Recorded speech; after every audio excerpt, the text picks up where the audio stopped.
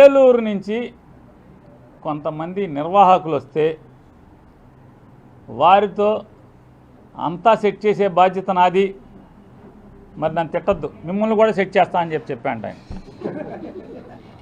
బయటికి రాకుండా. మూడు సుక్కలైన కైలాని గాడితో మనకి దరిద్రం ఉంది, పెంట ఆడి పెడతాడు, ఎట్టా కొట్టా మీరు ఆ నోరు మూయించగలిగితే డన్, ఓపెన్ చేసేద్దాం అని చెప్పితే నా దగ్గరకి నాతో చదువుకున్నటువంటి, అంటే నువ్వు విన్నారు చదవలేసరికి అంటే అది మరి అత్యవసర చదువే కదా, ఆ అత్యవసర చదువులోనే నాతో పాటు చదువుకున్నటువంటి ఏలూరుకు సంబంధించినటువంటి నా మిత్రుడు నా దగ్గరకు వచ్చి కైలే అనిల్ నువ్వు చెబితే వింటాడంట, కాబట్టి అక్కడ మేము సరదాకి కాలక్షేపానికి మాత్రమే ఆ కప్పులు తయారు చేసే, గ్లాసులు తయారు చేసే దాంట్లో ఆడుకుని వెళ్తూ ఉంటాం.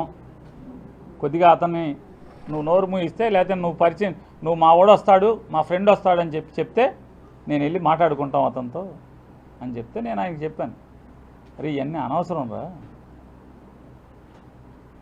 ఆ కైలాలినోడు ఎట్టా అంటే పామరు చుట్టూ ఉన్నటువంటి అగ్రవర్ణ రాజకీయ నాయకుల కంటే కూడా దమ్ముగా రాజకీయం చేస్తాడు, డబ్బు ఇసురుతాడు, బల్ల కింద చేయి పట్టడు, రూపాయికి కక్కుర్తి పడ్డు.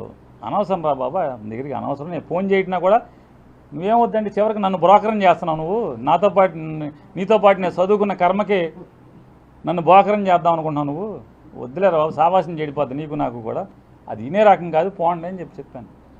కాదు ఏదో నువ్వు మాట్లాడాను, ఈ బోకర్ వ్యాపారం నేను చేయలేను, మీరన్నా మాట్లాడుకుంటే సరాసరి మాట్లాడుకోండి, అనిల్ మీద నా అభిప్రాయం నాకు ఇదే అని చెప్పాను.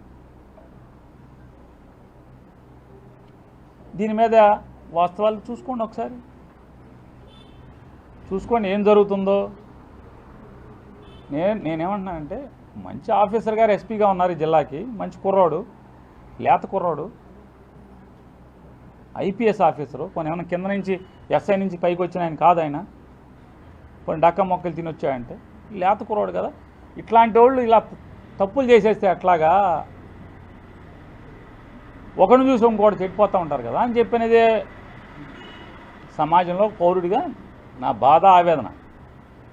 దాన్ని ఏదో నేను కులాల్లో మతాల్లో రెచ్చగొట్టేస్తాను, అవి నాకేం అవసరం, కులాలు మతాలు రెచ్చగొట్టేస్తాను అవసరం నాకేంటి, మీరందరూ శుభ్రంగా ఉంటే నాకేం అవసరం రెచ్చగొట్టాల్సిన అవసరం.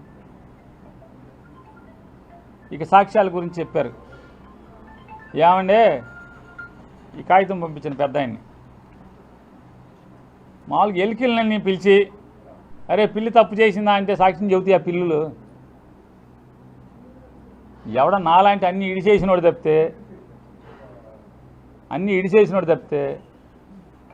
సరే వేసుకుంటే వేసుకున్నారు, జైలుకి వెళ్దాం, ఏం చేద్దాంలే, జైలు చేసి వద్దాం. అందుకేద్దాం పాత రోజుల్లోనే చంద్రబాబు నాయుడు 5 రోజులు నన్ను వేయించాడు లోపల,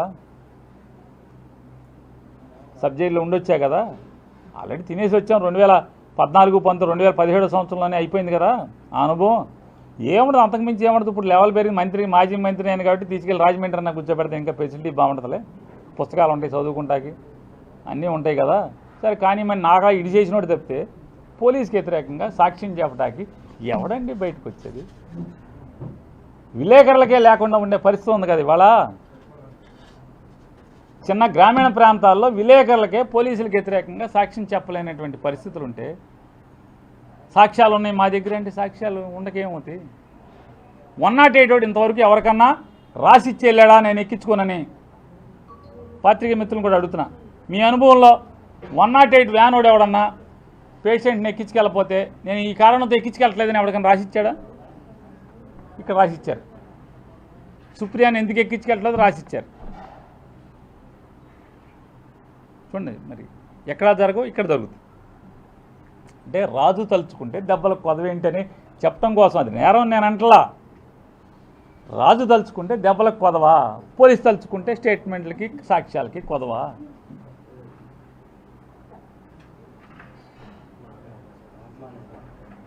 నేను ఇప్పటికే చెప్తున్నాను, మరొకసారి అర్థిస్తున్నాను ఈ రిలీజ్ చేసినటువంటి పెద్దల్ని. ఎవరు రిలీజ్ చేస్తే వారు సీసీ ఫుటేజ్ని బయట పెట్టండి. తప్పకుండా నేను ఆ సిఐ గారి పట్ల, ఎస్ఐ గారి పట్ల, కోటేశ్వరమ్మ గారి పట్ల ఏదైతే జుజ్జువరపు సుప్రియ హత్యాయత్నం చేసినట్టుగా, దౌర్జన్యం చేసినట్టుగా విలేకరులకు సీసీ ఫుటేజ్లు బయట పెట్టండి. తప్పకుండా నేను ఈ భేషజం లేకుండా తప్పకుండా నా మాటలను వెనక్కి తీసుకుంటున్నాను. నేను పొరపాటు మాట్లాడాను. ఆ అమ్మాయి మాటలు నేను నమ్మాను, తల్లిదండ్రుల మాటలు నేను నమ్మి నేను చెప్పాను. సీసీ ఫుటేజ్లు బయటకు వచ్చాక మరి ఇక చెప్పకపోతే నాకన్నా సిగ్గుమాలినోడు ఎవడుంటాడు? చెప్పాలి కదా. తప్పకుండా నేను దానికి సిద్ధంగా ఉన్నానని కూడా ప్రార్థన పూర్వకంగా చెప్తున్నాను.